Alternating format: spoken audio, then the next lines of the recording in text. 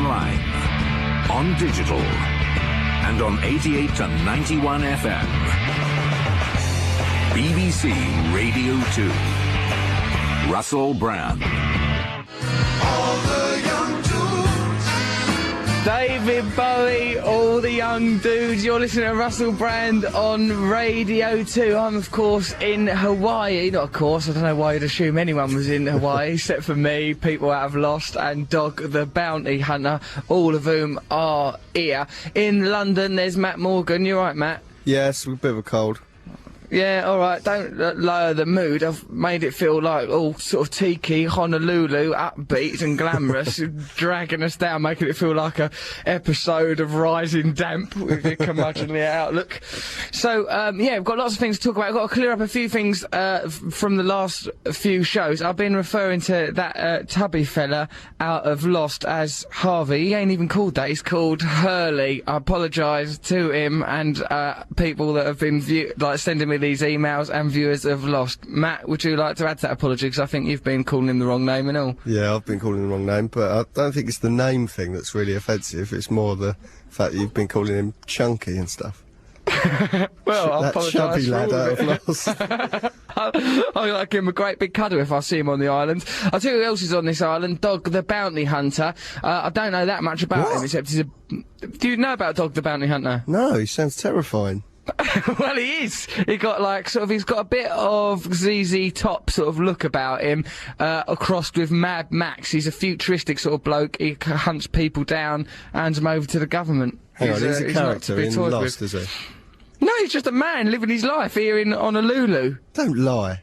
He is, he's out here. If you've got like a lot of parking tickets and stuff like that, he'll hunt you down, or if you've got a drug problem. He's Really? like, you know, yeah, if you're out on bail and you've sort of break the conditions and terms of your bail, Dog the Bounty Hunter will hunt you down like a dog, actually. I'll hunt you down like a dog. I always thought that the thing getting hunted was like the dog. It was, yeah, the dog's being hunted. He's an I'll idiot. hunt you like... No, hold on. I'll hold hunt on, you no. down like a dog that I am. No, he's right. No, he's not. right, isn't he? Hunt you down like a dog. Oh, yeah, I thought it was Yeah, but... the so dog's did I, getting but hunted. Dogs do hunting. No one ever goes hunting for a When dog, was the last do time you they? saw a dog hunting? On the news, hunting with dogs when it all got banned very recently. Oh, Or when yeah. people go out hunting with their hunting dogs, Labradors, Spaniels, breeds of them. Hunt you We've just down like a realised dog. something. Hunt you down like a dog. You're the dog. I've always thought it was the person, like a whimpering, slobbering dog. Yeah, like shoot it in the back of the head, like in... Yeah, who Mice are and you Men. hunting? Who are you hunting? What are you going around doing hunts for? What kind of life are you leading? I want to thank the well-wishers and people that have sent me some lovely gifts. Thank you, Marianne, known as Pygmy Metal. We spoke about her last week. She sent me some nice chocolates. They weren't dog chocolate style chocolates, but they were dark chocolates, and I do prefer milk chocolate. If you're thinking of sending me gifts, other gifts I would like are Don't I'd do like to that. have... Don't no, lower hold yourself. on. No, these are just like, I'd like DVDs of The Apprentice and of Harry Hill's Television Burke, please. If someone could send them. Could someone send those, please? I'd to like me? to thank 'em. Brandy for sending us loads of Hawaiian goodies to London. Like Yeah, that's those nice. You're flower still things. supposed to come to Hawaiian. Yeah, they're called Lays, they are. Come to Hawaiian. Come Hawaiian, it's nice here. Become Hawaiian. Right, later on in the show, hold on a minute, let's get some momentum I've going got and a then you cold. can dismantle it. Yeah, alright, sure, you've got a cold, fair enough. We can't build a show around it, Matthew, you describing and demonstrating your symptoms. Later on, I think we'll call up Courtney Love. I'd like to also thank this lad Josh, who sent me a Kama Sutra. What about that? What? Which one though? The video. Like, no, like an original sort of Kama Sutra thing with like, you know, like it all looks, all the drawings look all Hindu. They're useless. You can't use them. What do you mean you can't use it? You can't you have looked it at off 'em? with the book. It Yeah, I've looks had a like- look at it, mate. Looks like cartoon characters having it off. There's nothing wrong with that. There's nothing more natural than Mickey Mouse standing with a proud erection with a tip dear. of fluid. No, listen, they're very lifelike little characters. I wouldn't want to have Oh, are it they? off with them as individuals, but no, they're like drawings. It's like they're like sort of Hindu etchings, such as you might see in a Hare Krishna temple. Only in this case, they're you know, they're having naughty. it off with each other. Have you Yeah, got they're any picked up carrying on. any new moves from it? Yeah, I've got a couple of new moves, but like, you know, I've got to be careful with myself. You know, I ain't been well So, you know, I don't want to do myself a mischief. No. I fell over while I was doing some acting the other day. Really? Yeah, I was doing a bit of acting, and it was unfortunate actually, because I had to, in this particular scene, I was being quite cool and strutting off to get in the back of a limousine, and I was wearing these sort of boots that had like hooks on them, like, you know, where you can hook the laces, you interweave the laces into hooks. Yeah. The hooks on one foot caught up with the laces of the other foot, and I was sort of shackled, right? So like I became aware that I was shackled, and then I struggled for a little bit, and I didn't fall immediately, and when I did fall, I fell sort of slowly crumpling, you know, sort of like my knees went, and I was on camera, I was being filmed while it happened, and it's like, when you fall over in a very public situation, you've got to do that, you've got to try and own it, haven't you, a little bit, you've got to try and own the fall, you can't have everyone else guffawing and laughing. You should when do a you're bow, sort of an stand up, outsider. do a bow. Yeah, I did do that. Unfortunately, my laces were still bound, and it led to a second and more elaborate fall. It's reduced me status on the set, but I have been able to incorporate it in a Kama Sutra style sex move. We've got to clear up a few other things. I want to know what's going on in England. I understand that Asda shopping bags have gone see-through. Other supermarkets are available. That's something I want to talk about. I want to talk about that fella, Matt, that BP Lord bloke, Lord Brown, who was having it away with a fella he met off a website, and now he's lost his job. Yeah. Have you a view on it? I don't. I haven't read that story actually because I've got a cold. But That cold can't prevent you from doing everything. For well, Christ's you know, sake. I've been laid up. But Let's look at what Stephen Hawking's achieved with his various conditions. You, the first sign of a sneeze, you lose touch, become completely isolated. hang on, so we've got why has he lost his job about it? He lost his job because, well, I think he did, like, he tried to, like, the Daily Mail got hold of a story that, the chairman and CEO of BP, British Petroleum, had been having it off with this fella that he met on a gay website. The gay fella that he'd met, I think he called Gay Jeff. I don't know if he always has that prefix. I think he just uses that to make himself more identifiable in this conversation. Gay Jeff went to the Daily Mail, right, to sell the story. Lord Brown tried to suppress the story, and then it went to court, and he goes, look, I don't know, I just met this lad out once while jogging, there's nothing wrong with it, but then it transpired that he did meet him through a gay website, and because of that he perjured himself, so he's got himself in a little bit of a situation. But other than that, he's not really done that much wrong. But I feel that perhaps we should be against him simply because he's chairman of a great big international conglomerate who's probably, in a way, is our natural enemy. We'll probably have to bring him down one day. He might be alright, might just been out jogging and met someone who worked at BP, and, you know, one thing led to another. What do you mean? The fella that he was having it away with, Jeff, Gay Jeff, he'd met him off of a gay website. I know, but you don't know how he got into being part of a conglomerate, you know? Because his parents were part of a conglomerate, it was all handed down. How do you know that? Is that true? I don't know, I think that's just a punt. I don't think that's how you end up working for BP. Nepotism. I think it is a bit. I think he went to Eton and Cambridge and that, you know, Silver Spoon and all that sort of business. Listen, let's not get bogged down in it, but I don't know, we'll cultivate, by the end of this show, let's have a well-formed opinion on the situation. Also, we've got to talk about Ghostbusters a little bit, so we need to know more about it, because last week we played the Ghostbusters theme tune, and I recreated quite well, as I understand, the Spectrum version of Ghostbusters. Got a little surprise for you then.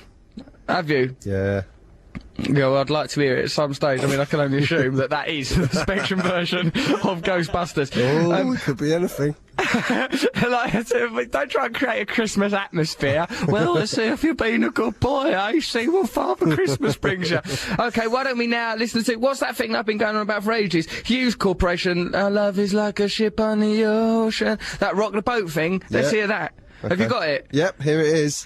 Right, let's listen to that. You're listening to Russell Brand on Radio 2. Here, you send us emails and stuff like that because I like it. I've got a lot of emails here that we'll be reading out over the next couple of hours, but for now, let's lose ourselves. Listen to the harmonies. It's the harmonies. So I'd like to know when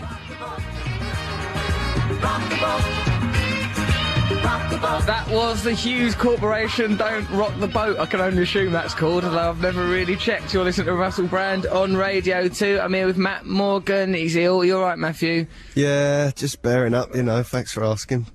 Yeah, and Mr. G's there, the poet laureate of the show. We'll be hearing from him later. He'll summarise the show brilliantly. And also Mr. Nibs, who is a sort of manservant, stroke, slave of this regime that we're building has come in. Mr. Nibs, you there? Do you have a microphone? Is this one on? Yes. Oh, you little nerd. Hello, Don't ruin the... Is this one on? Is that your contribution? Mr. Nibs has been an affiliate of this show for some weeks now. He rescued a goldfish from Birmingham. That was a little while ago, an early part of his myth and legend. And just as recently as yesterday, Nibs, you had the nerve to call me up from some radio station in Wales, didn't you? What was going on? Will you explain to me, and to Matthew, and to everyone listening what the hell you're playing at? Well, what it was, a local station in my area phoned me up and asked me if I wanted to help I know out. what local means. Local means in your area, Nibs. Don't play mind games. Alright, so a local station in your area as opposed to a local station on Neptune. Phoned you up and asked your help. Yeah, and they Yeah. said I was a bit of a celebrity stalker, and they said, Are you? no. What do you think I Why am? did they... well, I don't know. Let's have some evidence. I just thought you were a sweet-natured and malleable boy. What is the reason they thought you were a celebrity stalker? I don't know, really. Well, people don't just make wild assumptions. Or, I mean, I suppose people do. There is such a thing as prejudice. But, I mean, in this case, I'm on the side of this radio station. Now, come on, justify yourself, young man. I don't know, maybe it's because I go on these TV shows and that to the audience and everything, and they just think I'm a stalker. And you come up to London, don't you, and stay in a B&B? Yeah. And what happens in that little B&B? Where is the B&B? It's in Polishes his Bloomsbury. rifle. How did you get the name Mr. Nibs? Because he's always working away with his pen top. Dirty little devil. Scribbly. Blotter, blotter. Now listen, Nibs, you filthy article. So, okay, tell the listeners what you did the other day. Yeah, they asked me to get a celebrity on the show, so, I got you on, didn't I? In the morning. Yeah, you did, didn't you? Yeah. You phoned me up, Matt, at I don't know, some ungodly hour to talk to a lad called Alan Lake off of, I think it was Coast FM, was it, Mr. Yeah, Nibs? that's right, yeah. And then, he was alright, he was quite pleasant, it was sort of a wry interview, tried to probe me about my sexual life, of course. I was able to sidestep the situation. Now, Mr. Nibs, what's this other that, before you came into contact with us, you had just fetishised Lee Francis, aka Avid Merrion of Bow Selector notoriety? Yeah, I tried to get him on as well, yeah. Right, Because, okay, so, did you phone him before you phoned me? No, I can't remember, actually. Listen, why are you stammering? Why are you stammering? I think you were about fourth, Russell. Who else had you been through on this list of the damned before finally you reached my name? I think Hey. we got Eugene from Big Brother as well. Gary Wilmot. Oh! Gary Wilmot was first. Wilmot, Eugene, it's a galaxy Oh, yeah. of stars. And we got Pat Oh. Sharp as well. No, Yeah. from the Funhouse. Oh. You're kidding me. When he had his haircut, Missed- everyone the nation wept, didn't they? It was very much when Dylan went electric. I mean, when Sharp cut his hair, I thought, Pat, why have you done this to us? Yeah, okay, so this is perhaps the most bleak news I've received since I found out that the girl that runs my fan site, young Jenny May, also worships Justin Hawkins out of the darkness. Yeah, I can see that. Listen, let's not try and make some affiliation between me and Justin Hawkins, who, he's a talented lad, isn't he? What But, about like, when you were I on the don't- Moyle show? You told me that recently. What about what? What happened you when I were was on the Moyle show? second best guest. When I went on the Chris Moyle show, they vaulted me and said that I was a great guest. They said I was fantastic, and they hold a sort of a vote at the end to see who's the best guest of all time. They have a league going on, and they phoned later to speak to someone and said, "Oh yeah, Russell did really well. He's the second best guest we've ever had." And obviously, if someone says you're the second best guest, Who's you first? have to inquire. Who's first? Could I? Was it Richard Pryor? Was it Noam Chomsky? No, it was Patsy Kensit. There's nothing wrong. There's nothing wrong with Patsy Kensit. She's a great woman. She's lovely, isn't she? Talented woman, good mum, all that sort of stuff. What can you say? Now listen, Nibs. Yeah. Nibs! Yeah, hello. You little jerk. Right, now, what we would like is for listeners to send us just trials, labours, things that we could feasibly get young Mr. Nibs to do. I think you should come over to Hawaii and bring me about a kilo of heroin. How about that for a little challenge? It's Nibs' challenge. You This relapsed week. then over there. Yeah, I mean, with a lot, just doing the acting work now, it's taken a lot of pressure off me. I find I can unwind. Is that why you fell over? You just collapsed into the sand, dribbling. Turns out I wasn't even wearing shoes or in a film. The whole thing was a beautiful illusion conjured up by China white smoke. No, though. I've not relapsed. I shall never, one day at a time, I won't take drugs again. Dirty business, that was. So, okay, there's a few other things I want to talk about Blighty. Now, I've been looking at newspapers. I get newspapers now. I've managed to sort it out. And I want to know about this. Perhaps this is what caught my eye in the news this week. Matt, can you make up some sort of jingle? BP millionaires. BP millionaires and their private lives have caught my eye this week. I've got nothing to say about them, and I haven't checked with my co-host's side of it. But here we go, let's press on with it. Listen, I've got views about this. I feel a bit of human empathy for that Lord Brown, because his private life, that's up to him, and also, you know, it's a bit antiquated having a go at people because they're gay, but also he is like a really rich billionaire chairman of a dubious multinational conglomerate, so I feel a little bit of enmity towards that. Torn two ways, aren't they? My liberal values have been split there, but, you know, in the end, I just went with sort of me ignorance, really. Just despised him on both fronts. And gay! Oh no! Help! No, actually, this is a much less taxing story from the Sun newspaper, constant ally of mine. Listen to this. Boob job, yob, jailed! Right, boob job, yob. Already we're interested. There's been a boob job and there's a yob involved. On a yob? Tell me more. Huh? The yob didn't get the... You don't get a boob job on a yob, otherwise his yob status is immediately compromised. Boob job, yob, that's what they'd normally say, a yob with a boob job, wouldn't they? Yeah, fair enough, but Pond Boy, if it goes Pond Boy tragedy, you know that boy drowned in a pond and don't really deserve the name Pond Boy, because Pond Boy, in reality, should have gills or something. Boob job yob is very unlikely to be a yob with a lovely set of knockers sauntering down the high street, flashing his knickers at geezers. Boob job yob, jailed. A thug was jailed for 20 months yesterday for kidnapping his wife to stop, and the Sun has emboldened the word stop here, to stop her having her boobs enlarged. Is it some sort of nufter?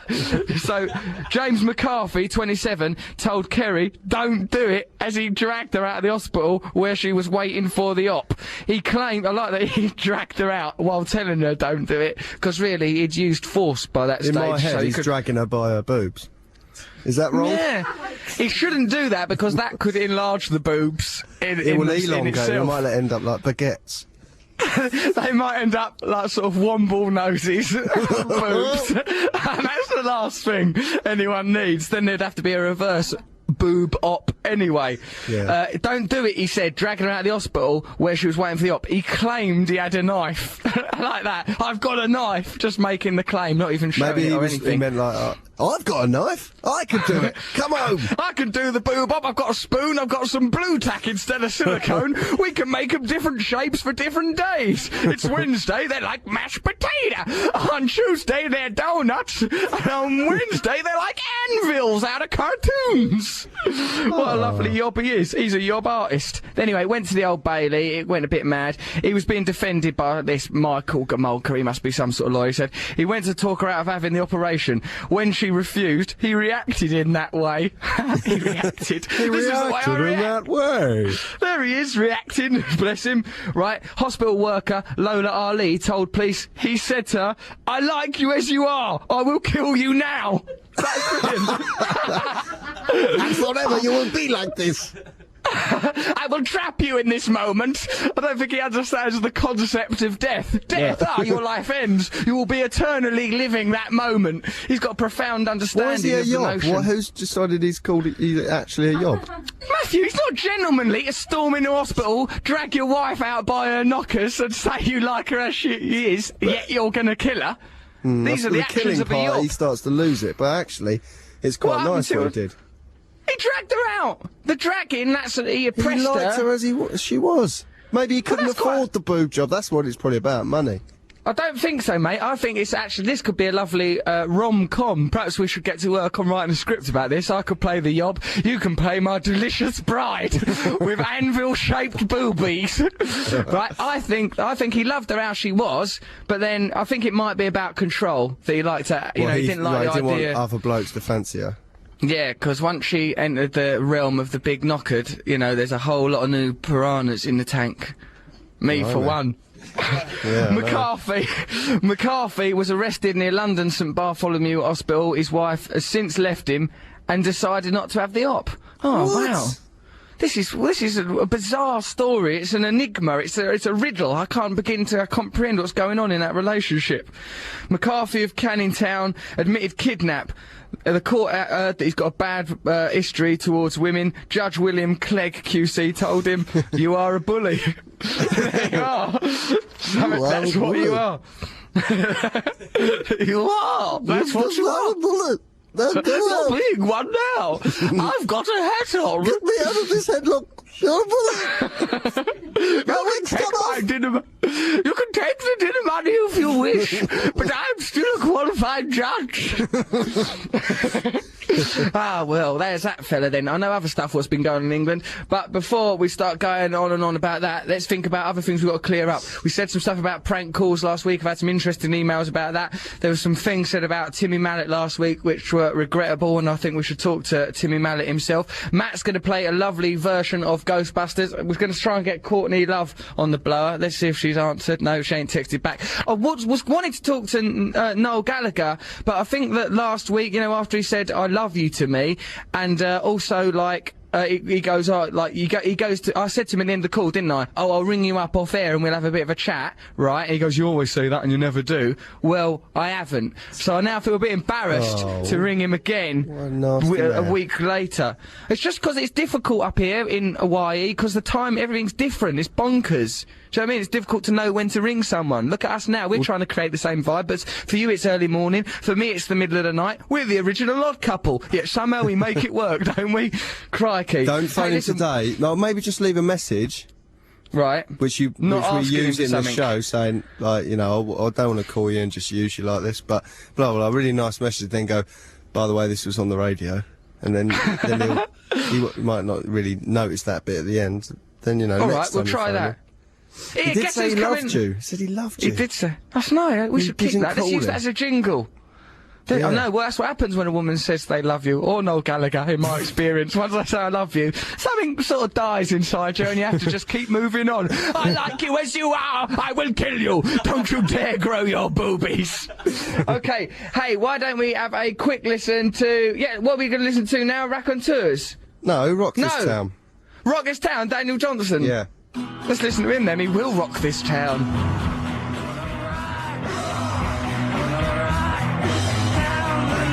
That is Daniel Johnston, Rock This Town. We can't leave him. Go on saying that for hours if you leave him. That song's actually, he just recorded that until his last dying breath. You listen to Russell Brand on Radio 2. If you want to send us an email, do. russell.brand@bbc.co.uk. I've got email here. It's from this lad called Ryan.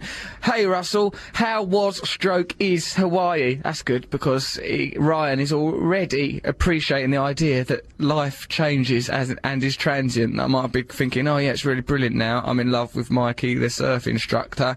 Now I'm sick of it. For example, I've fallen over on the set. We're all missing you in the UK. If you fancy some company of the male sex in Hawaii, other than your surf instructor, then feel free to get me a trip sorted out and I will be there within 48 hours. Whether this trip works out or not, we're looking forward to having you back here. The country isn't the same without you, and I want your podcast to get back to #1. Ryan is offering to come back here to see me here. And, you know, part of me thinks, why not? Why not get Ryan over? Particularly if you, Matt, aren't going to bother visiting. Well, I might do, but I think, you know, it's been a really good experience for you out there on your own, falling in love with... So, are you still in love with Mikey, to change the subject? I ain't seen him for a little while. Listen, you will come over here, young fella, my lad. I'm going to start administrating it. How long is it going to take till you're back here? I think I don't come back to about June the 17th or something berserk. It's ridiculous. Yeah. Right, so listen to this. Then Ryan continues, P.S. I saw Duncan Bannatyne, who we've had on the show a few times, playing snooker today. He is rubbish. I also went to the corner shop today, and the shop master was stoned. Why do they do that? Shop master? What a shop master? Who's a shop master? How's a person ever going to earn the status of being a shop master? That's a shopkeeper. Why does he think that? Why is Ryan operating under Shop these linguistic assistant. terms? Shop assistant, shopkeeper. You can't ever presume that the person in the shop owns it or keeps it these days, Yeah. can you? Of course not. And master, that's just an That's outdated, madness. outmoded piece of language. But thank you, Ryan, and I cannot fund your trip to Hawaii, although part of me, just the experimental part of me, the part of me who thinks just say yes to life, be positive, see what happens, does think, yeah, what'll happen if Ryan turns up? I mean, do you know what's happening? Over tonight and over the weekend, 600 American GIs are staying at the hotel complex, Turtle Bay, where I am. There's going to be 600 American that's GIs. 600 little crushes for you, isn't it? Look at all these everyone an action man. Got any gun, boys. Here, I'm drawing a line up the back of my legs for you. Throw us some candy bars. Listen, so yes, that's going to be that's going to be unusual for me to have to live with these GIs. Show me your big bother boots. I'll love it, Russ. Oh, I've got boots like yours. How'd you drive a tank? Tell us. I should put on my swimming trunks and my bother boots and skip up to them and say, oh, boys! Here, give Saddam one in the nuts for me. Oh, I don't know, is it Saddam anymore? The Ayatollah, whoever it is, I'm with you guys. Give us a cuddle. Ah, you pinched me. There's another email here. Why don't you do Hi. some of your political comedy that you've developed to them? I will do. I'm sure them guys are going to love the new and improved, socially conscious Russell So, Brand. what Hey, about this BP guy? I hear he's some sort of gaylord or something. Okay. Yeah, no, I won't be doing it. I don't think they'd appreciate it. I don't know. I don't know what they're into, these fellas. But I'll get to know. I spoke to some American GI lad, actually, the other day, a young black lad. He said he don't like it in the army. I goes, why? He goes, they're always telling me what to do. What do you think he was yeah. getting into? I know, I think he's just misunderstood. But I think perhaps what it is the adverts for the army make it look a bit like you're going to be in a computer game. Do you know what I mean? It's like the ones in England. You think, oh, this looks alright. It's like a computer game. Like, Best. be the best, yeah. Oh, nice. Those shoes look alright. I mean, that's why I got those shoes, actually. But I knew that there would be some bossiness involved in a military lifestyle. I thought they're not going to just say, oh, basically, do what you do, carry on with your thing. There is a war going on in Iraq. If you want to join in, that's up to you. I don't want to rush anybody. You know, they're going to have to necessarily have some authority. I bet you used authority. Bet you used to like that advert where you took your sunglasses off. I love it. I love that. I use that technique all the time. The one where you go, yeah, it's like, oh, army, we're in the army. In the army, you need What certain would you do skills. and this- first? Yeah, would you go? Yeah, check your rifle, grab him by his nuts. It's him out in Africa, isn't it? Talking to sort of Yeah. like sort of a African sort of rebel guerrilla type person is the vibe you get, or is it just like some villager or something? I can't I really think the remember bridge the is details. down. He's going, shouting or something. Yeah, like talking in a foreign tongue, and the army bloke's wearing sunglasses. Then he takes the sunglasses off, and immediately the bloke goes, "Oh, hello, darling. Oh, give us a cuddle. Oh, sorry, I was talking to you in my native tongue. Now you took your sunglasses off, I realised this is a situation for a sexy Nicholas hug." I don't know. Yeah, but I do use that technique, don't you? Don't you sort of like, if you're wearing sunglasses and you're talking to someone, you think, I think it's time for me to make a little bit of an influence now. Pull your That's sunglasses just down. politeness, though, isn't it? You can't just, That's just- address someone behind great big shades unless you're Elvis. Of course you can't. No, if you're Elvis, it's different. But if you want to make a super impact, take the sunglasses all the way off, take your trousers and pants down, and put the sunglasses over your winky and balls to make a humorous face with the glasses there. You'll find immediately you're making a brand new range of friends. So here's an email. Hi, Russ, and Matt says, Sian or Sean, maybe. S-I-A-N, spelled? Sean. S-I-A-N, Sean. How have you not found that name in your travels so far? Because I just never need things written down, do I? People will tell you Cian. stuff. Cian, XXX. Oh no, those are kisses. Hi, Russ and Matt. Last week you were talking about Ghostbusters and were wondering who or what Slimer was supposed to be the ghost of. Slimer is a caricature and tribute to the late John Belushi, who was originally intended to play the role of Peter Venkman until his death. life, which led him being replaced by his longtime chum Bill Murray from Sharn XXX. So there we are. That's why, because we were talking about Ghostbusters last week. We always thought the ghost Slimer. Yeah. What is that ghost? If it's a Ghostbuster, what was it in life? In life, it can't have been that, can it? Because otherwise, it wouldn't matter whether it was a ghost or not. The fact is, it's an amorphous green slime thing that's not recognisable. But apparently, it was John Belushi's ghost, which is a bit out of order, actually. That being John Belushi's ghost, that'd be a bit hurtful, wouldn't it, to the relatives he left behind? Do you want to hear the piece of music Travis has sent us? Should take you back. Right, okay, so last week while we were discussing Ghostbusters, we discussed, like, on Spectrum computers, and probably all old home computers, if you played the Ghostbusters game, it did a version of the Ray Parker Jr. track Ghostbusters, but it was just like sort of a kind of odd, simplistic version of it. And I believe Travis, who is Travis? He is from Southern Just a California. lad. Travis from California has sent us, he's got it. Yeah. All right. Well, this is. Have we got to credit it, or do we just go? This is that thing. So that this lad Well, this might not be. Travis. I want your opinion on it if it's the one you remember. Oh, you want my opinion, do you? Okay. Yeah, right. Oh, let's see then. Let's do your Ghostbuster item then, Matt. Right, I'm not going to press the button anymore. Go on, press the button, you twerp. Don't be childish. Well, I don't like that. Oh God. Can you It's feel too the tension? complicated. Oh, is it? Already, we've mine got won't- another one. Mine was less evolved than this version already.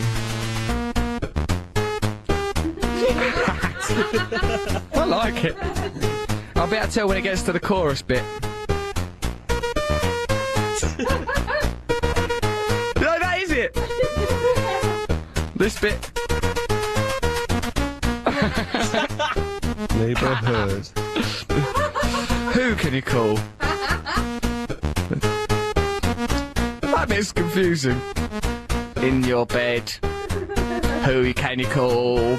It's the Ghostbusters, of course. Those Ghostbusters, those bloody Ghostbusters. Get round, they'll get the ghost. Get the Ghostbusters, they'll get the ghost. Ghostbusters! It can't cope with this frantic bit. Ghostbusters!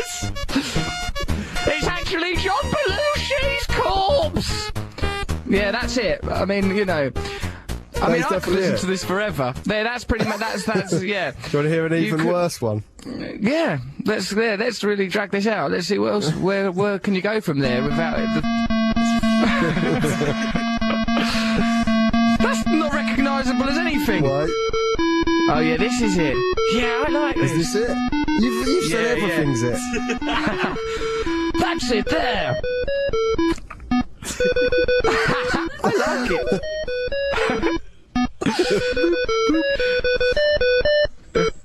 Because it feels like it's being played by a mouse on a little organ. A little mouse with a cigarette. Oh. Oh God. Have you got any requests? Oh, it's Yeah. awful. Enough? That's the sound of childhood there, right there, nice. Why don't we give it to Tim Westwood, see if he can mix it with Tupac or something, you know, he seems to like doing things like that. Why, only a few weeks ago he mixed Thomas the Tank Engine and Fiddy, didn't he? So perhaps that's the sort of thing he'd be into. Perhaps we could do with that. So I've got some more emails here. This one is about prank calls. We talked briefly last week about doing prank calls and troubling operators and fire engines and whatnot. Darren goes, "Aloha Russell," realising that I'm in Hawaii. Was listening to your latest podcast, which should be #1 and technically is because it's the top audio one. Darren's words there. Anyways, you were talking about prank calls you made when you were little, and it made me remember a prank call I made when I was about 6 years old. I used to always hide in the wardrobe with a cordless phone and prank call emergency services. One night I was feeling cocky, and I think he means that as an adjective, not a noun. And when That was his friend. I was feeling cocky. Cocky. I think cocky is his nickname for his own genitals. No, I was feeling cocky, and I thought these prank calls are a waste of time. It never leads to anything. There's a cockerel outside my hotel room. A cockerel, I tell Lies. you. No, honestly. You there's a don't know about cockerel animals. It's probably a chicken. It is a bloody cockerel, mate. What, wakes you up in the morning?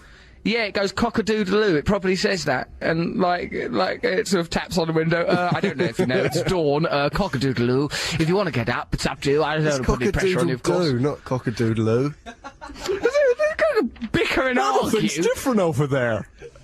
This is with a Hawaiian accent, no. It's a little Hawaiian cockcreel. We don't have to play by your rules. He's a free spirit, and he comes out. He's got the whole of the hotel. He can go wherever he likes. He always chooses to be outside my room. Why is he doing that? The owners of the hotel, who by now are annoyed at you for asking for papers all the time, probably wired his foot to the ground near your room. If they've got any sense. He struts about and all like he's pleased with himself, this cockerel, real full of himself, and it's made me realise that the word cocky comes from that. Obviously it from his annoys you when you attitude. recognise your own traits in those of an animal. He struts around the place. Wearing eyeliner, bellowing for a self-consumed little bird, having it off with chickens, which I've never done. Anyway, this lad continues. Too small. What do you mean? Well, we all remember Animal Farm, of course, the pornography we should never have been exposed to at school, but were, and I think we all remember. Curriculum. It was at my school. We're all sat down in the first year actually and said, right, this is Animal Farm, and this is as far as we're prepared to go with you with regards to birds and the bees. The bird in this case is a chicken, and the man is a postman. Very odd. I don't think he was really a postman. I think a lot of people have, haven't they? We all saw it. I mean, of course, you and I did live in neighbouring counties of Essex and Kent. Maybe we saw the very same tape. Possibly, because I noticed when I got it, mine, it seemed like it was tarnished somehow. One night I was feeling... Anyway, let's go back to this email from young Darren talking about prank phone calls he used to do. One night I was feeling cocky. He's been doing prank calls for a while, we know at this stage, and I went the extra mile. I told them my school was on fire and they should get there quick. What I didn't anticipate was the barrage of questions they would ask me, and in my panic I told the truth and gave them my real name and real address. That's stupid, isn't it? An idiot. Never in a prank phone call. Don't do a prank phone call anyway. But if you do one, don't give them your real name and address, because that's no longer a prank phone call. That's just an admission of your own idiocy down a phone. About half an hour later, I was being bathed by my dad. This guy's living a crazy life. And then there was a knock at the door. I knew it was something to do with the phone call and immediately began to cry, begging my dad not to answer the door. It was the fireman. Well, he says fireman singular, but then he goes into the plural, so it must be firemen. They told me off, which was humiliating. I was stood there with just a towel around me, crying in front of 10 big men. It's affected him because the way he remembers his men, he's sexualised it a bit. And 20 minutes after... Well, I don't know, but just maybe it's after you've seen films like The Full Monty. And they felt cocky, all of them, one after the other. Till in the end, Cocky wept. Now, Russell. Listen, in that world of metaphor and innuendo, is it possible to tell what any of us mean anymore? Is it right to point the finger? Is it? And the answer is yes, if necessary. 20 minutes after the 10 big firemen had been round, the police came round to tell him off as well, and they had a recording of his phone call. My parents were deeply embarrassed and very annoyed, and I remember feeling very ashamed and vowing never to do it again. I only did it once again after that, and I used a phone box and a fake name. Darren, he learned nothing. I haven't learned a thing. Well done, Darren. You are wasting everybody's time. That's good, isn't it? Well done, Darren, for that contribution to our show. Don't waste people's time in that way. If you are going to do prank phone calls, what I'd recommend is often on products, like, say, for example, Volvic water, right, or Evian water, other waters are available, simply the water in your own tap, if you're not going to get all caught up in branding, right? On the side of them bottles, it says consumer inquiries 0800 whatever, and it has a number. If you're going to waste some time, waste their time, because what could you possibly want from ringing up the number on the side of a Twix or like Andrex toilet paper? There's always a consumer number. What could be a legitimate inquiry? What would you say? I did a prank phone call once when I was a kid. Go on. I phoned up Tell us about it. in a local paper, you know, when people selling things. Yeah. And they put their own number. There was a bloke selling a flying jacket, and so we phoned him up. And said, Oh yeah, you saw an opportunity, did you? There. I was only about Flying. 11. I said, how does your jacket fly? Do you put it on? Yeah. Dream of where you want to go? And he was going, stop phoning me. And in the end, he blew a whistle down the phone. Yeah, which I thought was it's quite effective. What do you hurts mean your quite ear. effective? It hurt you? Yeah. Did you learn your lesson from that? I think you might be part dog, to tell you the truth. I feel affected by that. No, You're yeah, it whistling made me loudly. think, because he let the phone ring for ages and ages, then he answered him. You can hear him like really fussing to get his whistle. I know, he's bad. Actually, I feel bad Where's now. my bloody whistle? Where's my He gives us such a blow. Here we go. And now for a mighty puff of air, and finally the shrill blast of the whistle that'll let this flying jacket prankster know who's boss. I should have said, Right. is that a magic whistle when it went quiet again? But no. But by then, I suppose it had worked. It had disrupted your senses a little bit. Yeah. It Don't do did scare prank me. calls. Don't do it. It's horrible. Don't do it on real people. Do it on them 0800 numbers if you want to. Then tell us the results. We might do some. We could probably do some. I could do them here, couldn't I? Because it wouldn't be subject to British broadcasting laws, and we'd get away with it. Yeah. Couldn't we? Well, let's see if we can find any numbers. We've got Jesse here. He's the engineer who is working with us here in Honolulu. Russell, why And I don't you suppose phone your really- own hotel? Phone my own hotel? Yeah, because it's not subject. And say, I'm oh, a fan of Russell's. I just want to know, is he an annoying sort of person? Has he made any demands? yeah, is he a sexy kind of guy? Yeah, I can ask all sorts of questions about me. But hold on, what if they say something hurtful? Yeah. They won't. They won't. Nah, They'll there won't be make, no home phone truths. up and complain about the cockerel. I will phone about that bloody cockerel. All right, then, we'll do that in a minute. Right, later on, I'll be phoning my own hotel and bothering them. We'll try and have a chat with Courtney Love. We might ring Noel Gallagher's phone. We don't know how we feel yet. We'll work it out. You send us your emails because it helps our show. russell.brand@bbc.co.uk. Matthew, is it your turn to pick a record? No, it's your final choice. What am I having? Hands by Raconteurs. Let's have that on then. It's Hands Raconteurs, Russell Brand, Radio 2.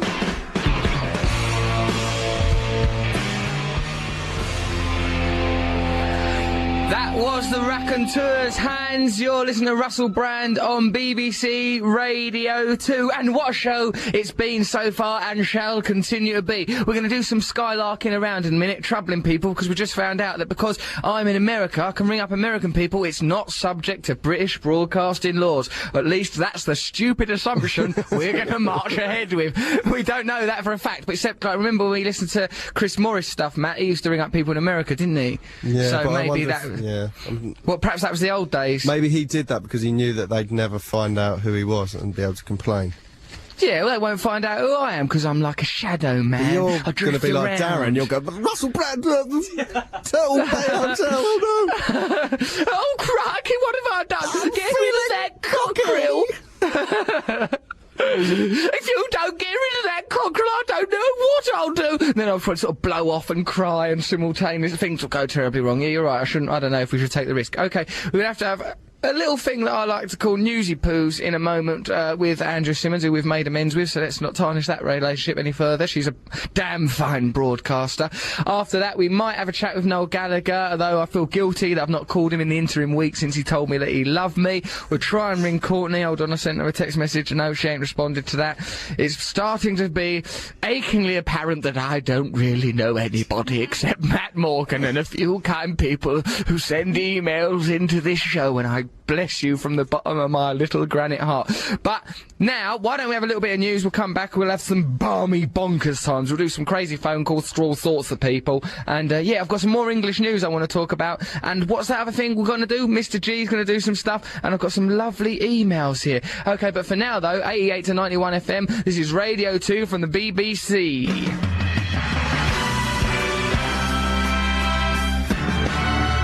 And here's the news now at 10 o'clock. This is Andrea Simmons. Online, on digital, and on 88 to 91 FM. BBC Radio 2. Russell Brand. He's a 20th century boy. That was Blur tomorrow. Before that, it was the news. You're listening to Russell Brand on Radio 2. I'm here with Matt Morgan. Matthew, how are you feeling today? I'm top of the world. Oh dear, you sound quite wretched. I understand in England there's a lot of rhubarb going on. I saw this in The Sun as well, because I get sent The Sun and Guardian. It was very difficult to get my hands on English news, and I'm kind of a bit like, I'm into our culture, so like I'd need newspapers and stuff, and I went to a lot of silly bother to get older papers, and now, right, I've got my hands on The Sun. I find out that the country's gone barmy, right? There's this story, fired for working too hard. Dick had 7-year erection. Salesman Richard Carter fears he's facing the sack after struggling with a 7-year erection. I don't know if that means he struggled with it, as in he tried to wrestle it like an alligator, or that means that it was just the problem innately. And also, I bet he doesn't call himself Dick, but The Sun have decided we'll call him Dick for the purposes of this story. Do you reckon that's a fair assumption? I think that's a pretty good assumption there. Yeah, I think so too. Richard, 34, developed the rare condition priapism. Isn't that a nice word, priapism? Why are you just murmuring like that, as if you're an old lady? I was thinking about it. I think what you've got... It's a nice word, but if you add it, then priapism you wouldn't think, well, it sounds a bit like prison, it's nice. Would you? Nice, You'd have an prison. aching willy. I think, right, you are sat with a mug of, like, some sort of milky drink or chicken soup or bachelor's soup, like, holding the mug, our girls hold it with both their hands, sort of round it, all hunched up with a blanket over yourself, all feminised, are you? Yeah, I've got a little picnic blanket all over my legs. You sound like a shipwreck of a man. Priapism. Do you know anyway, what? It's like 7 o'clock in the morning and I'm ill, Yeah. and that's why, but I think I'm putting a pretty brave face on it. You really are. You're quite a soldier. I don't have any medals on me, unfortunately. Otherwise, you would be rewarded. Come on then, carry on with yeah. your out-of-date All right, newspaper. It's not out of date, mate. That's this our is chip off the paper, press. mate, what you're reading out, thinking you're... I've been Charlie joined Big now Potatoes. as well. Listen, well, if I could just interrupt you for a moment. I'm being joined in the studio by this fella, Glenn. He's the stills photographer of this film I'm doing. That's why I'm in Hawaii, to make a film. It's not a holiday. No, you like to undermine my achievements. I'm over here trying to build a future for us and any children we might have in the future. As the moment science advances to the point where a baby can be grown in a bowel, and yes, it will be your bowel, Why Matthew mine? Morgan. I'm not going through childbirth, baby. Hang on, I suppose- have enough trouble with a whoopsie. Both options are pretty revolting for me. There's no real winner in this bowel If I baby could work out how to grow it scenario. in a wheelbarrow, I might be involved, but... I like it. I like just the bit where we're mixing up our sperm with a lolly stick. That'll be a glorious day for science. Why it. not? Did that unsettle you as an bit, yeah. image? Yeah. Well, it was on the road to creating a golden child. Anyway, Glenn, the stills photographer off this film I'm here doing, he's turned up here now. Hello, Glenn, are you alright? Is that microphone live? Jesse's wandered off. Do you know Jesse, the engineer? We've got an email here, right? Jesse's wandered off. He's, I think he's some sort of drug addict, to tell you the truth. No, like, probably not hard drugs, just mild drugs. But I've got an email here. Where is that? Yeah, I listened to your... This is from a young lady called Jade. She goes, I listened to your Radio 2 show. He's wandered in here now, Jesse has. Look at him, all bleary-eyed and baffled. Jesse, could you turn on that microphone so we could talk to Glenn the Stills photographer? Is it on now? Yeah, right, Jesse. Also, Jesse, while you're here, we received an email about you, as a matter of fact. It says, here's the email. It's from a young lady called Jade. I listened to your Radio 2 show in Hawaii. It was funny. I love you and Matt's banter. During that show, if you remember, you mentioned a background person. That's what you've been dubbed, Jesse. A background person. So don't get out of your pram. A background person called Jesse, who you believed looked like he smoked a lot of cannabis. That's just my belief. This is not necessarily true of Jesse. We're in his place of work. We can't judge him, but yes, he does. He looks a bit like he smokes a lot of cannabis. He also looks a bit like Otto, the bus driver from the Simpsons cartoons. Later on, I looked at the photos, says Jade, of you in Hawaii, and I see that you had a picture of Jesse, and I know him. How lovely and small worldy-ish it is. Mainly for me, I'll admit. Just thought I should tell you. Tell him I said hi, because I don't have his email. Tell him it's Jade, who volunteered with him in Peru last year. Were you in Peru last year? Jesse is denying it, silently denying it, possibly because he smoked so much marijuana he doesn't even recognise this as the English language now. He's just greedily devouring chocolate bars in the studio. Jesse, have you ever been... do you not want to come and confront these demons, Jesse? Have you been to Peru? Negative. Jesse is withdrawing from the situation, I believe, in a haze. Well, Jade from Peru, Jesse, believes that she's carrying your baby. She says, I met him in Peru. He seems to have grown his hair. Oh, and his face has changed dramatically, so I might be wrong. His nose looks more different. If it's not him, I apologise, but I am now pregnant. Keep up your good work, pushing the boundaries, exploring sexual taboos, and not advocating materialism, you sexy, well-moralled icon. I think that's me, not you, Jesse, who she believes to be an amoral gentleman. Vive la revolution, Jade. So, yeah, thank you very much, Jade.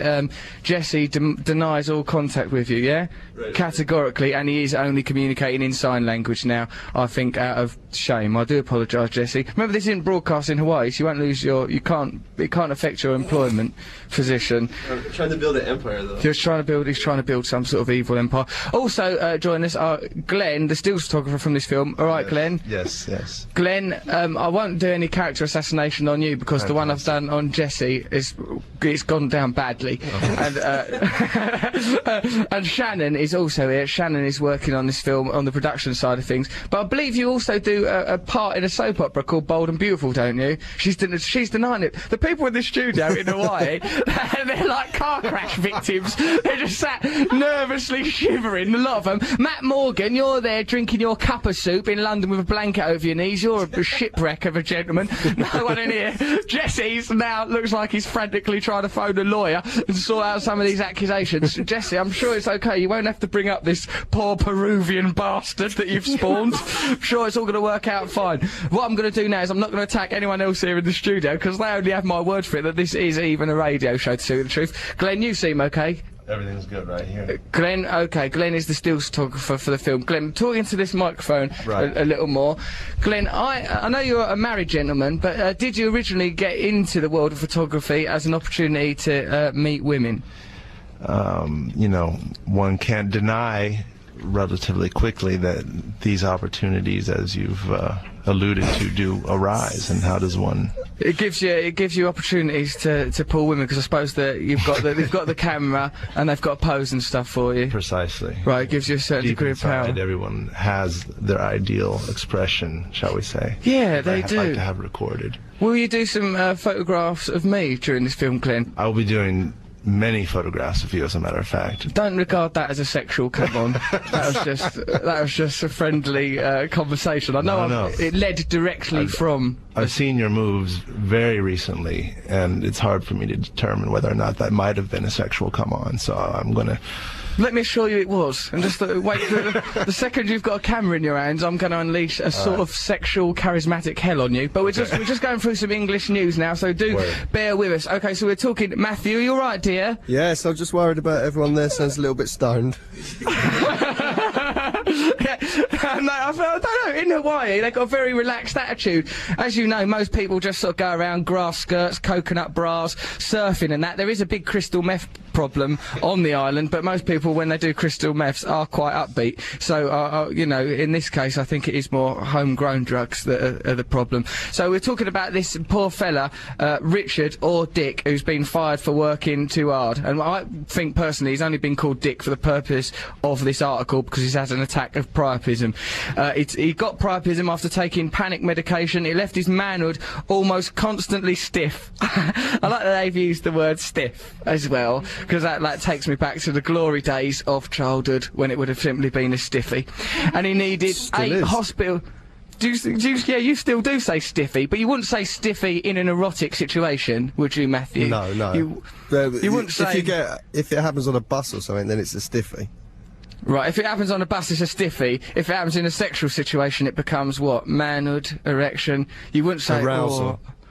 Well, hold on. Like, I don't think your dirty talk is up to much if you're saying, "Oh, I've got an arousal, darling. Shall we retire to our quarters?" But I suppose that is a bit better than saying, "Oh, I've got a stiffy." I was on the bus and I got a stiffy. I was on the bus, I got a stiffy. I had a cuddle with the bus conductor and he cuddled me too hard. Listen, it left his man, this is Richard, who's 34, for the purposes of this article, he's been called Dick. There is a man who works on our production, actually, Shannon and Glenn would be able to confirm this if they weren't both so high. Called, right, his name's Richard Vane, right, and he's converted his name to Dick Vane, and he like, insists on being called Dick as well. Dick Vane. Yeah, and the thing is as well that he don't mind making jokes about his name being called Dick, like he'll maybe go, "Oh, you know, I'm probably living up to my name there, being a bit of a dick," right? But then he'll never include the Vane bit in that joke, which, you know, you've got to acknowledge the Vane bit. But hang on, Dick Vane to me makes me think of a vein on the side of a penis. That's what it makes everyone in the world think of. Oh right, I Matt. thought you were saying vein as in like he's combing his hair in a mirror. No, not narcissistic dick. You think of it in a vascular sense. If it's been preceded by the word dick, you're not going to think, "Oh, and on top of that, he's really proud of himself, ain't he?" You are Yeah, but going to how's he think ever of... going to say, "I am living up to my name there, being a blue vein on the side of a dick"? How's he going to say that? I'm just saying that he doesn't, like, he's happy to make jokes about the dick part, but he's not also acknowledging that his comprised complete name is also an innuendo-laden handle, no? It's a hilarious name, isn't it? Dick Yeah, Vane. but actually he's quite powerful in this film, and I should probably just shut up about it. He's an executive producer, I think. Richard, 34, developed the rare condition priapism after taking panic attack medication. He's left his manhood almost constantly stiff. He's needed 8 hospital operations to reduce it. That's gotta be God. unsettling to keep having. Like, after maybe the 4th operation on my penis, I'd say, well, I'll just have it like this. I'll just Because it start aches, to it lose. starts to ache. It Wait, must be how hellish. do you know? Do you belong to a fellowship for people with this condition? You seem to have a lot of inside information, Matthew. I've read about it. It's very painful. Why have you read about it? Because Fair enough. Richard's bulge also left him in agony. Bulge, because they have to think of constant different ways of calling it things. Richard's bulge also left him in agony as he drove vans. Keeps driving these vans, selling fire extinguishers for chubs. Oh, that's unfortunate, isn't it? That is for chubs. And what's that in your trousers? I don't want to talk about it. He was forced to take so much time off that bosses have told him they may need to reassess whether he can still work for them as an on-the-road salesman. Richard from Coventry claims he's been threatened with redundancy and offered a payoff. He said, "Some may think it's good to have an erection for that long." Yeah, but I was in terrible discomfort and pain. I had to wear knee-length coats in summer to hide it. Oh no. What a Wandering boaster. round. hang on, why is it pointing downwards? That's true. He should just wear coats that have a broad perimeter, shouldn't he? Like sort of a whalebone petticoat Yeah. is what he actually needs. He's ridiculous. He just don't know how to tackle this condition. People thought it was a joke, he said. Well, yeah, sorry, Richard. The condition has now improved, and Richard, who won a 2003 Bravery Award for using his extinguishers on a blazing car. I hope that means his chub extinguishers, and he wasn't taking advantage of his erection to save people in a burning vehicle. Says he has a normal sex life with his fiancée, Louise Lavelle. Do you think that it can be normal? He could be a Makes you- superhero. He could. Why can't he start to use it? He's saved You're lives right. already with it. He's already saved some lives. I think, yeah, Richard He'd needs use it to like a embrace this ladder, erection. Get people down out of buildings. Of course he can. He can assail villains, say like someone's running out of a bank with a bag of swag. Trip He them can up. crouch, trip them up on the curb. He could interrogate people. He could prod people in the solar plexus with it. Richard, open your mind real wide now and see your constantly hard penis as some sort of gift from God. If he put Stop a- going on about If it. he hung a coat off it and put a beret on top, he could play good cop, bad cop sort of thing with it. That could be his psychic. Listen, I'm telling you, I believe you, mate. I think you're fine. I don't think you nicked the money. But here you go. Listen, you bastard! Just waggle it a bit so it looks like he's getting getting agitated. It just doesn't add up. Okay, listen, you better tell him the truth. Oh my God, I think he's going to spit at me.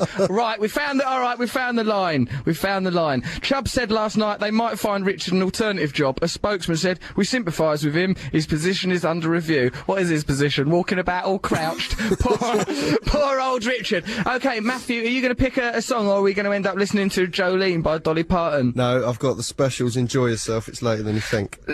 Let's listen to the specials. You listen to Russell Brand on Radio 2. Send us emails at russell.brand@bbc.co.uk. We're going to probably ring Noel Gallagher in a bit. We might ring Courtney Love. We don't know what we do. I might use my lack of knowledge of American broadcasting laws to trouble American corporations. Stay with us for the next hour. There's going to be some lovely music. Is there, Matt? Yes. Right then. Okay, then what are we going to listen to now again? Oh, God. Enjoy yourself. It's later than you think about the specials. All right, put it on then.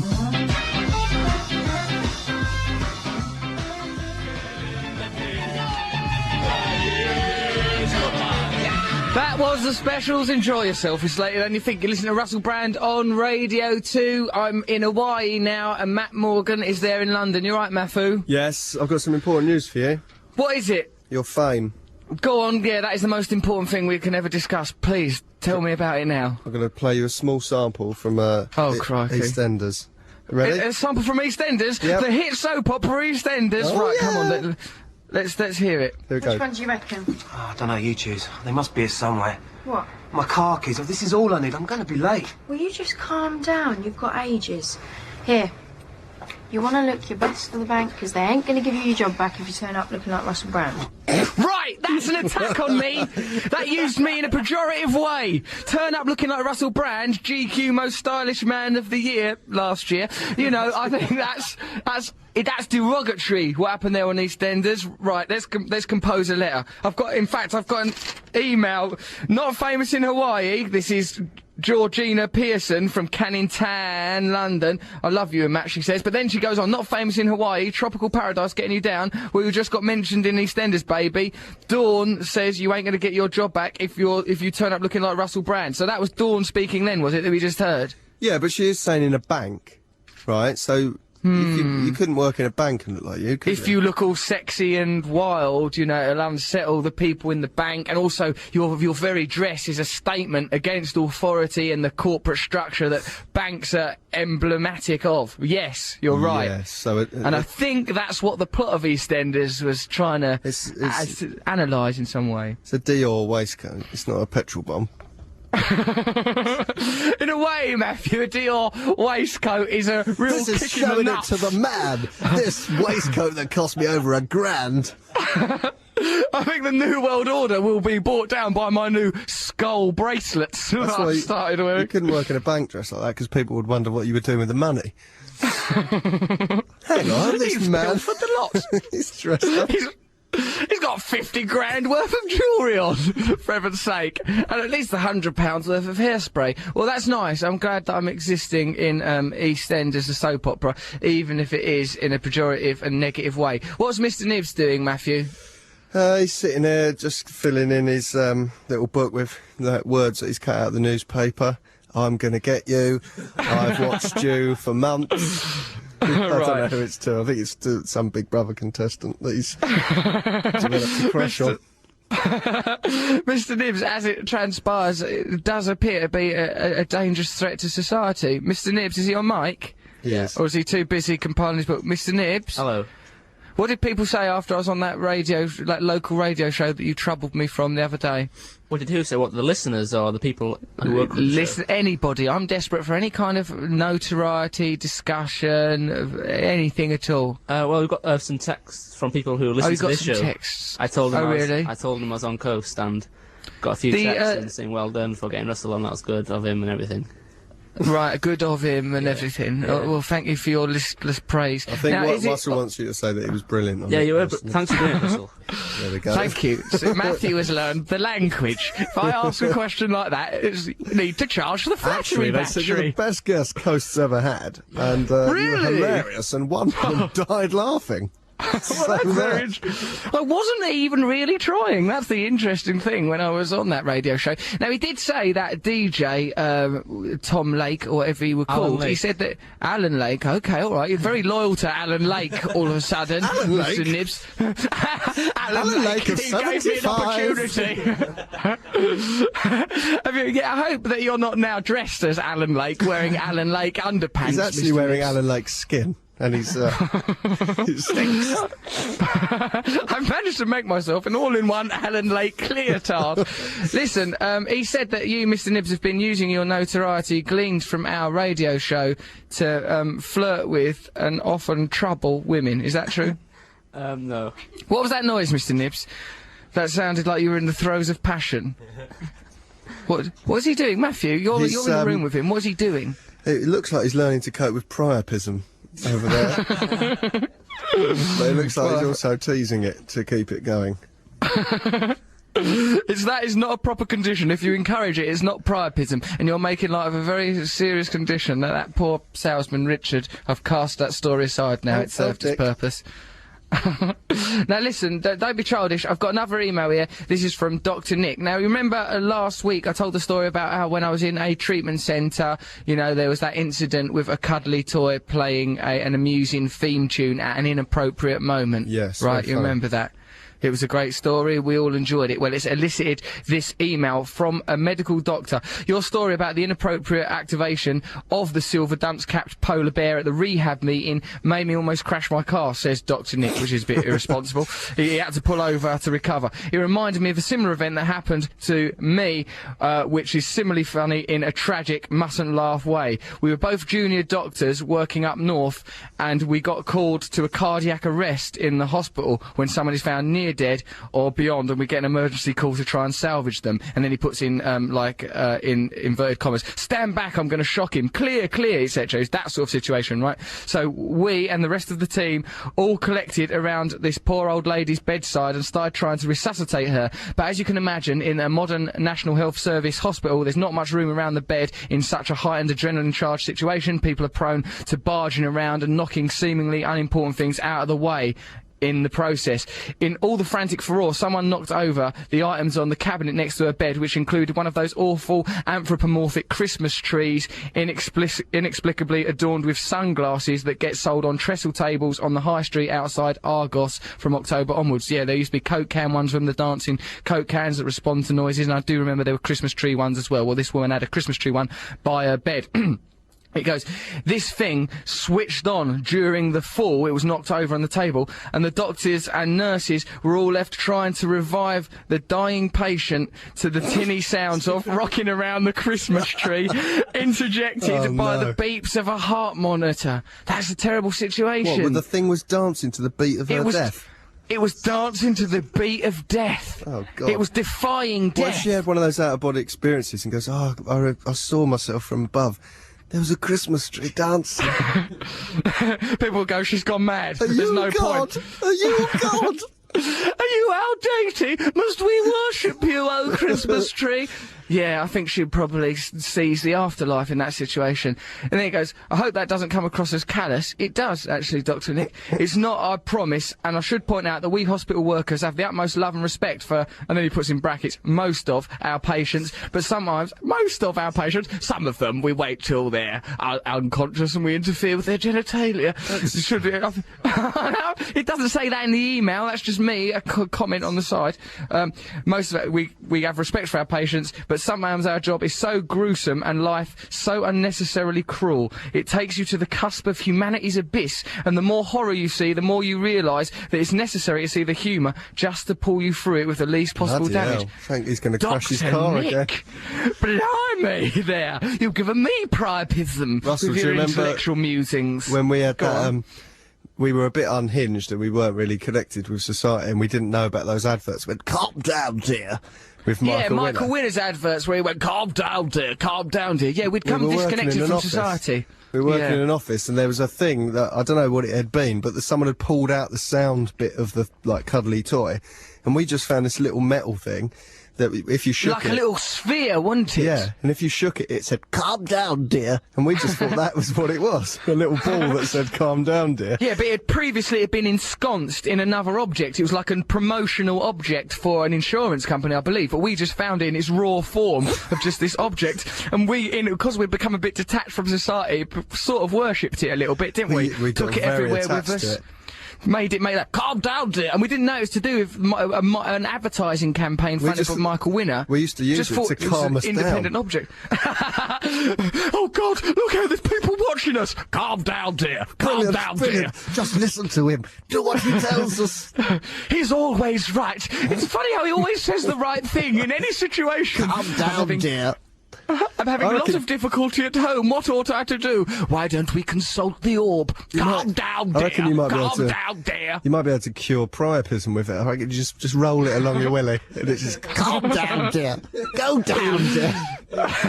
Yeah, perhaps if you did say "go" over the bit where Michael Winner's actually saying "calm," that possibly could help you. If you've ever worshipped an unlikely god, email us at russell.brand@bbc.co.uk. Have you ever become enchanted with paganism, or perhaps even Buddha, or one of them? Or did you ever worship a dancing Christmas tree? I'd like to point out that Buddha and paganism are actual valid religions.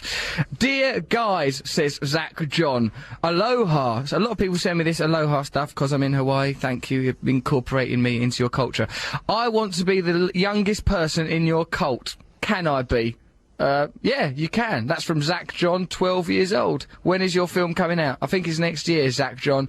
And you can be in our cult. At the moment, the cult is in its formative stages and we're not really worked out what the conditions are. But, you know, probably there would have to be an age restriction. You could probably come to some junior meetings of the cult or something. Matt, have you got any problems with that lad being in our cult? No, I think we'll always need someone to do, you know, deliveries and stuff. Of course, yeah, of Now course. that Mr. Nibs has come out as a madman. Now that Mr. Nibs has revealed himself as a dangerous threat to us all, yes, we should probably start recruiting. Okay, should we listen to Dolly Parton then? You've Why had your not? choices. I know, I do like that song, but I'd like Let's something listen to else it up. then. What have you lined up? Patti Smith. Alright then, put that on. But then let's listen to Dolly Parton afterwards. Okay. Alright then, 88 91 FM, Russell Brand Radio 2. This is going to be Patti Smith. Don't try and undermine what I just done. That was professional. Let's listen to Patti Smith. You're listening to Russell Brand on Radio 2. That was Patti Smith. What track was that then, Matthew? Ask the Angels. Just ask them, you know, what can they say? People can only say no in life, you know, that's just one of the things I've learned.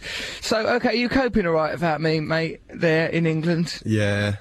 Well, you sound a little bit destitute and broken. Don't try and have a note of sarcasm somewhere in your voice. Other things that I've noticed that seem a bit unusual in England is, like there is a sort of genuine Teenage Mutant Ninja Turtle situation emerging where terrapins are being released into Hampstead Heath and now eating ducklings and stuff. What? Are you aware of that? Well, Yes, this is what I'm it's hearing. all over the news here. We're, I mean, I was bitten by one on the way in. Oh my It's a God. very real hell. No, They're going into the metropolises. it's like 28 days later here now with little terrapins. Are they like Gamorrean guards from Star Wars? Have they learned to use tools? Yes. Don't attack the well, No, I'll tell you one's why. going to know Gamorrean guards from Star Wars. People, don't you think that's a reference that the whole world shares? A minor character from Return of the Jedi that didn't have lines. He had a You'll nappy be on. He had a surprised. brown furry nappy on. He did have a brown furry nappy on, and I think there was an army of them. I think there were more than one of them. They I were think that Jabba's they're a sort guards of at his palace. They guarded Yeah, that in big Rancor beast. Probably. Yeah, I they don't did. know. I haven't been to a Star Wars. I went to a Do you Star go to Wars conventions? I did. I went to one once. Why did you go? I was very lonely and sad, and I went along. Right. No, it was all right actually. They basically you could. Did you dress up? I mean, it was a sort of costume. I just threw it together. I was in a full fursuit. No, I didn't dress up, but there was curiously, there was the man there who That plays C-3PO. No, It's the only one they can ever get. no. is him. There was the bloke who was inside Chewbacca's costume. Oh right, he often turns up to things, does he? Yeah, but there was a bloke and he there. got like that, and he a bit giganticism, that bloke that plays Chewbacca, and Well, in the way that he's tall. Right, no, but and he got, like, unnaturally large hands, and, like, his face looks like he's being reflected in a spoon. He's not the best looking bloke, but he's not, I didn't notice sort of him having a big rubber hand or anything. And he got sort of his mouth, look, he's like he's chewing his way through. You don't know anything about him! Alright, did you talk to him? I bet you didn't even have the nerve because to you talk had to to Chewbacca queue Man. up for hours to talk to him. But there was a bloke there who, like in the film, Darth Vader goes, he does that thing where the bloke has to grab his throat and goes, and he's being strangled. Yeah. That bloke talked and he goes, I'm the bloke who got grabbed round the throat. Like that. He actually, it's not very funny, but he got throat cancer. But it made, oh my God! It made me think that maybe, you know, the Vader's dark powers side of the Force was real. Don't dabble with the dark side of the Force. Well, I wouldn't have had him at the convention. If I was organising that convention and go, oh, I'll tell you who we can get is the bloke that Lord Vader done the Force on and strangled him remotely at a distance. I go, oh, brilliant, yeah, that's a great booking. What's he like? Oh, yeah, no, he's fine. He does have a bit of throat cancer and he can't talk properly. Yeah, no, that's not going to lower the mood Yeah, of but he the needs whole to earn a convention living. and put a downer on it. They make a lot of money, anyone who's anything to do with Star Wars, out of that. People Yeah, were no, queuing fair up enough. to get their autograph. Just to go near Chewbacca and the fella that has had his throat mangled up by Darth Vader. It was good, actually, because you could sell Star Wars figures there and all the stuff you've probably got at home still. Yeah, So you in my get- mum's attic. Every year or so, my mum would go, Russell, can I throw away your Star Wars figures yet? I go, no, you can't, woman. They're a legacy. I found all They're up mine in because when my mum and dad moved house, every Right. single one of them's had like when I was a little kid, I was a bit weird. I used to saw bits off them and I used to draw nosebleeds on them with a red pen, and they've all gone like it's gone pink now, so they've got like pink nosebleeds. It looks rubbish. Yeah, well, you shouldn't have done that, really, although I did have, as you know, once used the Chewbacca action figure to play the part of Teen Wolf in an unrelated game that you don't that always troubles you. You shouldn't have done I just that. think it could be, and also, alright, well, know you this, that I sometimes used Han Solo to be Raiders of the Lost Ark bloke, as well. No, you can't Indiana do Jones, yeah.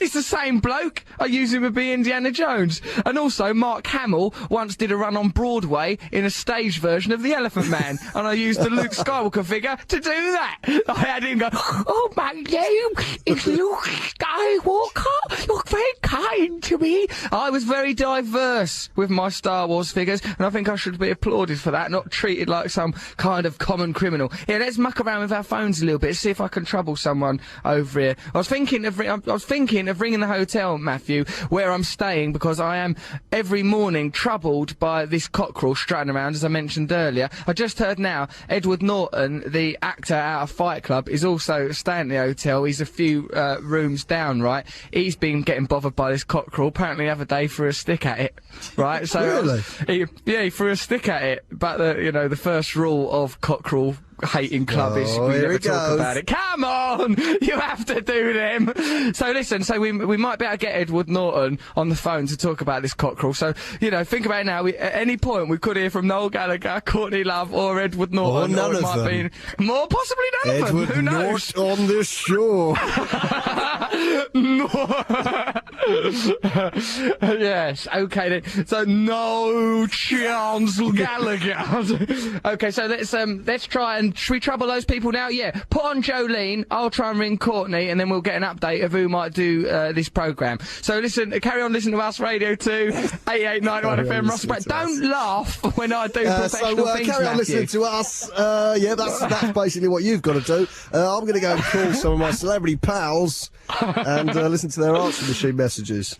And while I'm doing that, you just sit there and listen to Jolene. This is Russell Brand on Radio 2.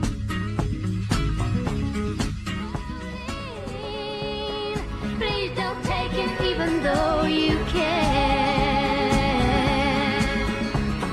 Jolene, Jolene. That was Dolly Parton, Jolene. You're listening to Russell Brand on Radio 2. Right, while that was on, we frantically called all sorts of people. Edward Norton, he's having some dinner, but when he found out that it was an opportunity to voice his concerns about that cockerel, he has agreed to come on the very next show that we do, so that's not next week. Because the Eurovision Song Contest is on next week, so we're not on. Did you know that, Matthew? Yeah. Why is that happening? Well, why is that? Like, the Radio 2 has to be dedicated to the Eurovision Song Contest. It's become a national joke anyway. How come that we have been shunted aside? It's not a royal wedding, is it? It's not a royal wedding or a royal funeral. It's like, it's ridiculous. What's happening in there? Like, again, that's another example of the country's gone mad since I've left. So anyway, Edward Norton will be like, next week, you got the Eurovision Song Contest. That's going to be fantastic. You've got that. That's a given. The week after that, Edward Norton and Courtney Love, we're going to talk to her at the end of the show, right? It'll be difficult though, because it's very, like, she's in Los Angeles, I'm in Hawaii, Matt's in London, and, like, you know, Courtney Love's she's been on the show before. I'm just saying that once she starts talking, it might be difficult to manage, so I hope you're all going to be helpful managing the conversation with Courtney. Also, I didn't ring Noel Gallagher because I still feel a little bit guilty about him saying I love you, me saying I would ring him, then not ringing him for a further week and only... Imagine what he feels. All he knows is, for the first time probably in his life, he said he loves you. He loves someone who's a man, right? And then he hasn't heard from that person. This is the wrong message to send Noel Gallagher, isn't it? He's a sensitive man. What have I done? He's probably thinking, oh no, why did I say that? Oh no, I've come across like a right puffed up. Oh no, oh no. Alright, what we'll do, like, listen, I'll send Noel, right, in the next track, I'm gonna send Noel a text message, right, and I'll be outrageously gay in it. Yeah, send him a message going, Noel, I've been thinking about what you said, I'm just not ready for that.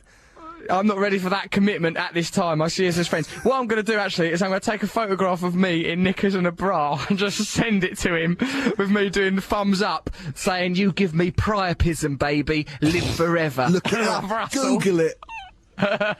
Yeah, Google it, you mank. Okay, so, right, listen, what are you going to play now? A sort of a T-key version of Blitzkrieg Bop? Yeah, it's Yola Tango. It should make you feel all Hawaiian, even though you're there. Sort of a Hawaiian version of the Ramones, that'd be nice. I don't need to feel... But look, looking out this window into Hawaii, it's like a bleak industrial hell, patrolled by crystal meth addicts, bounty hunters, there's junkies everywhere. Except the beach bit is lovely. Matt, why aren't you coming to Hawaii? Come on, Hawaii! Oh, it's lovely there. There's great big tortoises live on the beach. You'll enjoy it. Come on, then let's listen to this version of Blitzkrieg Bop, and then I'll try and blackmail you into coming to this country. Russell Brand, Radio 2.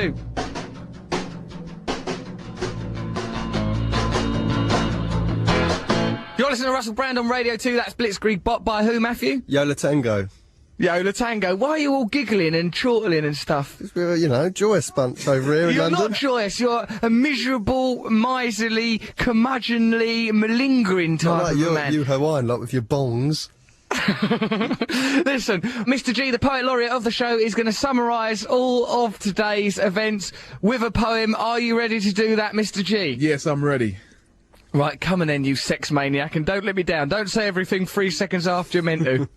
Okay then, I'll be right on time. Go on. This poem is called No More Heroes Anymore. As Spider-Man swings through the city at night, if we were true superheroes, think what we'd be like. I reckon I'd favor Batman, the incognito attack man, moving under the cover of darkness, pursuing females dressed like cats. Damn. Matt plans on taking risks with flying jackets like Daredevil, enduring sniffles, facing whistles as he listens to heavy metal.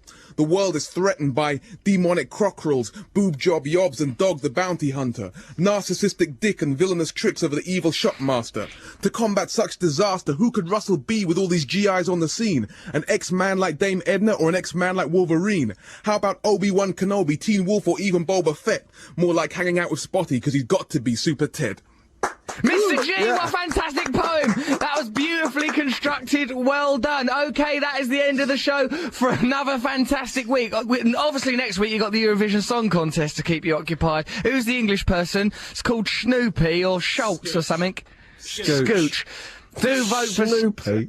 I don't pay attention to that. It's not even Europe, is it? There's all sorts of countries. I mean, I don't want to get on the Daily Mail sort of he's soapbox. changed, hasn't he? I think that it's a disgrace that the Eurovision Song Contest has become polluted. No, I'm against the whole Eurovision thing, to tell you the truth. So anyway, we ain't even on the radio next week, but the week after that we'll have Edward Norton on. And also, I don't know what we'll do next week. I better sort out the situation with Noel Gallagher. Meanwhile, I'm going to send him that photograph of me in underwear. Keep your lovely emails coming and your glorious gifts. Someone sent me The Apprentice and Harry Hill's TV burp. Thank you very much for everything you've said so far.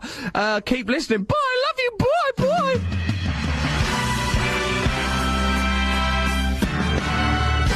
News at 11 o'clock. This is Andrea Simmons.